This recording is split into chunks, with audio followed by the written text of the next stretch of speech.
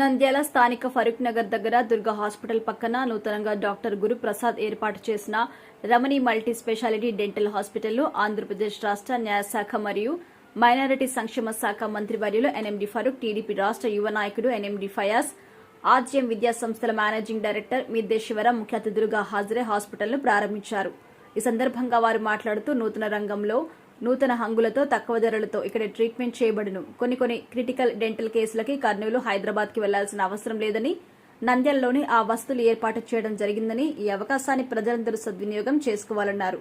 ఈ కార్యక్రమంలో 8వ ward TDP incharge Uppari Suresh Kumar, Subri పలువురు పాల్గొన్నారు.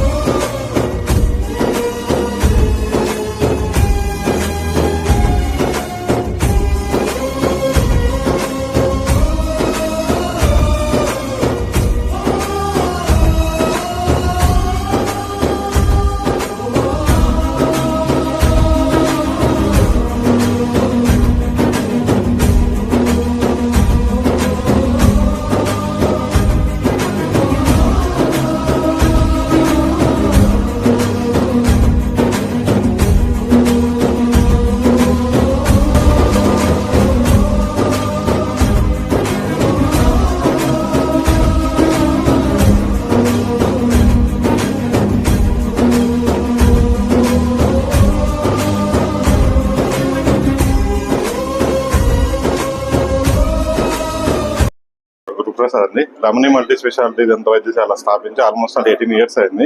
ఇది నా న్యూ బ్రాంచ్. ఇది నా ఓన్ బిల్డింగ్ లో మంచిగా సెటప్ చేశాను.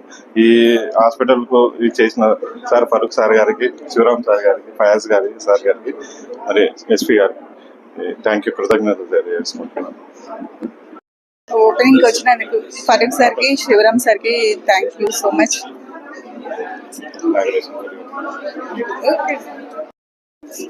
రమణి సూపర్ స్పెషాలిటీ దంత వైద్యశాల ఈరోజు నంద్యాలలో ఓపెన్ చేయడం జరిగింది.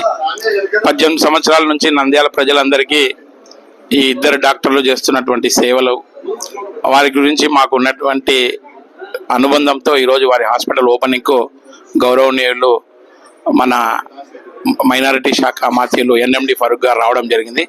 అలాగే వాళ్ళ కుమారుడు ఫయాజ్ గారు, మేము ఈరోజు వచ్చి నూతన భవనాన్ని ప్రారంభించడం జరిగింది.